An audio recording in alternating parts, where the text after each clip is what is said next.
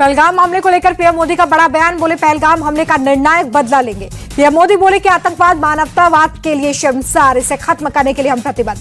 पाकिस्तान का हुक्का पानी बंद करेगा भारत। आईएमएफ से मिलने वाले फंड को रुकवाएगा भारत। $7 अरब का पाकिस्तान को मिलना है लोन।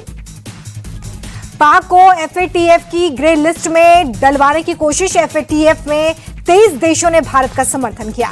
भारत ने पाकिस्तान को एक और झटका दिया। आयात पर लगाए प्रतिबंध। वाणिज्य मंत्रालय ने जारी किया नोटिफिकेशन।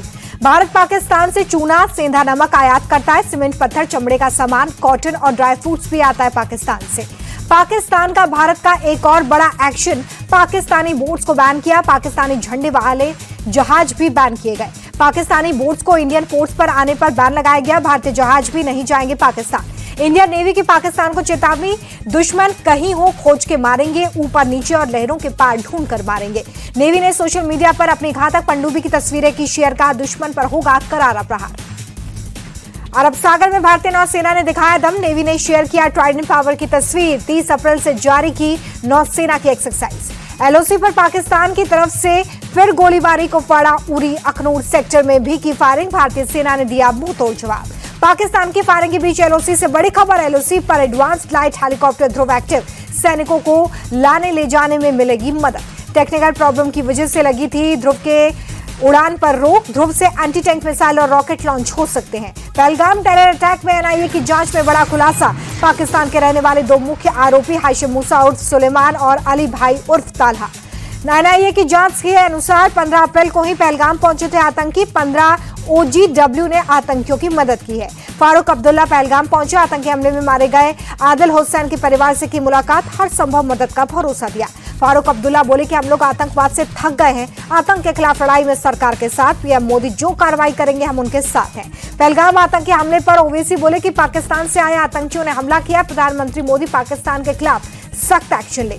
ओवैसी बोले कि पाकिस्तान जितना चाहे मिसाइल टेस्ट कर ले, भारत पाकिस्तान से ज्यादा ताकतवर है और रहेगा। एलओसी पर पाकिस्तान को भारत के हमले का डर। पीओके के 3 बड़े टेरर लॉन्चिंग पैड से आतंकियों को हटाया। पीओके के टेरर कैंप में लश्कर और जैश के 10 से 12 आतंकी मौजूद। एलओसी के रास्ते भारत भेजे जाने के लिए अपनी बारी का इंतजार कर रहे थे। बौखलाए पाकिस्तान ने मिसाइल टेस्ट किया। सतह से सतह पर मार करने वाली मिसाइल का परीक्षण। इस्लामाबाद में चीनी राजदूत जियांग ने पाक प्रधानमंत्री शहबाज शरीफ से की मुलाकात। दोनों के बीच में भारत पाक के बीच बढ़ते तनाव पर चर्चा। चीनी राजदूत जियांग ने दोनों देशों से शांति बरतने की अपील की। कहा चीन पाकिस्तान की सुरक्षा चिंताओं को समझता है, उसकी संप्रभुता के अधिकारों का समर्थन करता है। पाकिस्तान ने चीन से मंगवाए 40 टैंक। इमरजेंसी ऑर्डर के बाद पाकिस्तान को VT4 टैंक देगा चीन। अभी पाकिस्तान के पास 350 VT4 टैंक्स हैं। चाइना के डिजिटल हथियार का इस्तेमाल कर रहे हैं आतंकी। एलओसी पर आतंकियों ने चाइना की अल्ट्रासेट डिवाइस का इस्तेमाल किया। मैसेज भेजने में काम आती है अल्ट्रासेट डिवाइस। सीमा पार कंट्रोल सेंटर से होती है डिवाइस।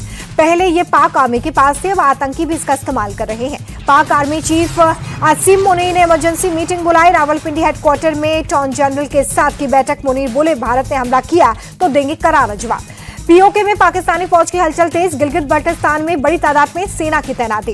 पाकिस्तान में चेक हो रहे हैं वॉर सायरन। वॉर सायरन बजने से लोगों में दहशत फैली। वॉर सायरन को लेकर पाक सरकार की सफाई। कहा सायरन बजने से डरे नहीं, अभी सिर्फ चेकिंग हो रही है। पाकिस्तान में उठी हाफिज सईद की रैली की मांग। लाहौर के प्रोग्राम में शामिल करने की मांग उठी। 28 मई को लाहौर में मीनारे पाकिस्तान प्रोग्राम की तैयारी की जा रही है। अभी लाहौर में सेफ हाउस में बंद है हाफिज सईद। पहलगाम आतंकी हमले के खिलाफ बर्लिन में बड़ा प्रदर्शन। तिरंगा लेकर सड़कों पर उतरे भारतीय प्रवासी। रशियन टेलीविजन का बड़ा दावा। सीएनएन के हवाले से लिखा पाकिस्तान पर अटैक करेगा भारत। रशियन टेलीविजन ने इंडियन एयरफोर्स के एक्सरसाइज का वीडियो भी शेयर किया। लिखा highly likely India will attack Pakistan. रक्षा मंत्री राजनाथ सिंह का रूस दौरा रद्द। मॉस्को के विक्ट्री परेड डे में शामिल नहीं होंगे। ईरान से तेल खरीदने वालों को ट्रंप की धमकी। ईरान से तेल खरीदा तो बैन करेगा अमेरिका। ईरान से अप्रत्यक्ष रूप से तेल खरीदता है पाकिस्तान। अमरेली में मदरसा के मौलवी फजल शेख को एसओजी की टीम ने गिरफ्तार किया। पाकिस्तान और अफगानिस्तान कनेक्शन सामने आने पर गिरफ्तारी। कांग्रेस सांसद चरणजीत सिंह चन्नी ने पाकिस्तान में हुए सर्जिकल स्ट्राइक पर उठाए सवाल। कहा आज तक पता नहीं चला कि पाकिस्तान में कहां हुई सर्जिकल स्ट्राइक में आज तक मांग रहा हूं सबूत। चरणजीत सिंह चन्नी ने पहलगाम हमले पर भी सरकार को घेरने की कोशिश की है। कहा सरकार के तरफ से उठाए जा रहे कदमों से नहीं लगता कि कुछ होने जा रहा है। चरणजीत सिंह चन्नी के सेना वाले बयान पर बीजेपी का पलटवार। संबित पात्रा बोले कि कांग्रेस सेना का मनोबल गिरा रही है। चन्नी ने सुनियोजित तरीके से बयान दिया। संबित पात्रा बोले कि चन्नी ने सर्जिकल स्ट्राइक के सबूत मांगे। कांग्रेस पाकिस्तान के आतंक का बचाव कर रही है। कांग्रेस पर निशाना साधते हुए पात्रा बोले कि कांग्रेस पार्टी बाहर से कांग्रेस वर्किंग कमेटी है, लेकिन अंदर से पाकिस्तान वर्किंग कमेटी है। सर्जिकल स्ट्राइक वाले बयान पर चन्नी की सफाई का। सर्जिकल स्ट्राइक के सबूत नहीं मांगे, सिर्फ पाकिस्तान पर एक्शन की मांग की। कांग्रेस अध्यक्ष ने जातिगत जनगणना के फैसले की टाइमिंग पर उठाए सवाल। बोले हमारी मांग स्वीकार करने के लिए सरकार ने जो समय चुना उससे हम हैरान हैं, इससे आशंकाएं बढ़ी। खड़गे के बयान का आरजेडी के मनोज झा ने किया समर्थन। इसमें कोई दो राय नहीं कि पहलगाम को लेकर देश अलग अलग नहीं सोच रहा है, पूरा देश एक स्वर में बोल रहा है। मल्लिकार्जुन खड़गे के बयान पर जेडीयू ने उठाए सवाल। नीरज कुमार बोले पहलगाम मामले पर कांग्रेस ने केंद्र सरकार को अधिकृत भी किया। राहुल गांधी कश्मीर भी गए तो फिर सवाल उठाने का औचित्य क्या है। केंद्र के जातिगत जनगणना के फैसले पर जेडीयू ने कांग्रेस पर साधा निशाना। नीरज कुमार बोले खड़गे को सच को कबूल करना चाहिए।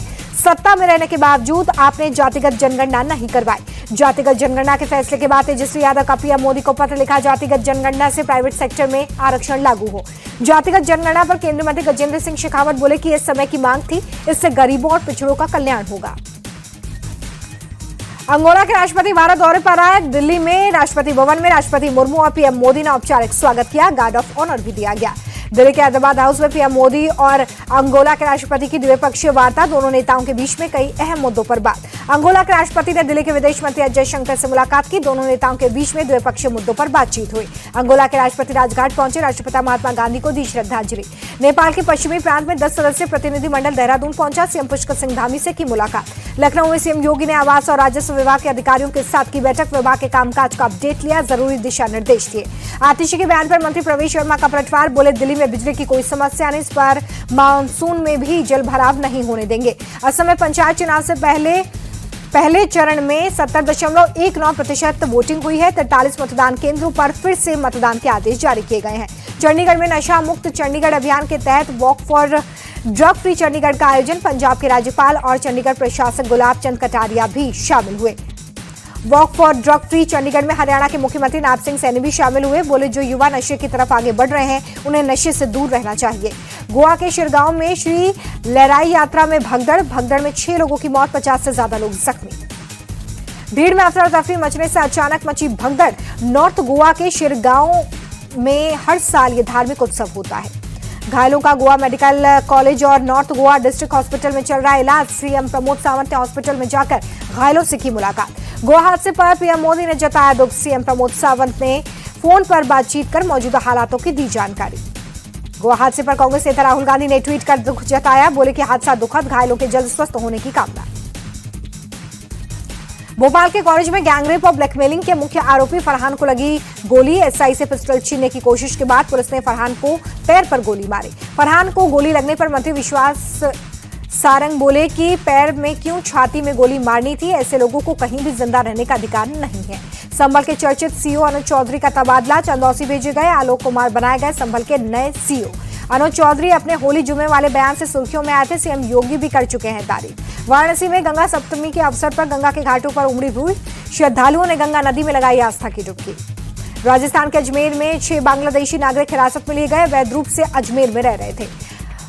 बंगाल के दीघा में जगन्नाथ मंदिर बनाने पर विवाद बढ़ा। ओडिशा सरकार के मंत्री पृथ्वीराज हरिचंदन ने पश्चिम बंगाल सरकार पर जताई नाराजगी। कहा कोई भी मंदिर धाम नहीं बना सकता। बद्रीनाथ धाम पहुंची भगवान बद्री विशाल की उत्सव पालकी। मंदिर को गेंदों के फूलों से सजाया गया है। कल सुबह 6 बजे खुलेंगे कपाट। तमिलनाडु के तेनकासी में लगातार बारिश से बिगड़े हालात, मंदिर परिसर में जल भरा। गाजियाबाद के सिद्धार्थ विहार में एक सोसाइटी के बेसमेंट में भरा पानी, पास के नाले की दीवार ढहने से बिगड़े हालात। प्रशासन ने पानी निकालने की चलाया पंपिंग अभियान, काफी मशक्कत के बाद निकाला जा सका पानी। पंजाब के फिजिल्का में भारी बारिश के कारण मंडी में अनाज को नुकसान पहुंचा है। शुक्रवार को अचानक हुई बारिश से अनाज भरी कई बोरियां डूब गई। भारतीय विदेशी मुद्रा भंडार में लगातार 8वें सप्ताह उछाल, $1 अरब 98 करोड़ की बढ़ोतरी दर्ज। भारतीय विदेशी मुद्रा भंडार 688 अरब 12 करोड़ पर पहुंचा। आरबीआई ने 25 अप्रैल को खत्म हुए हफ्ते की रिपोर्ट की जारी। अप्रैल में कारखानों में 10 माह की सबसे तेज रफ्तार मैन्युफैक्चरिंग परचेसिंग मैन्युफैक्चरिंग इंडेक्स 58.2 पर पहुंचा। मार्च महीने में 58.1 पर था।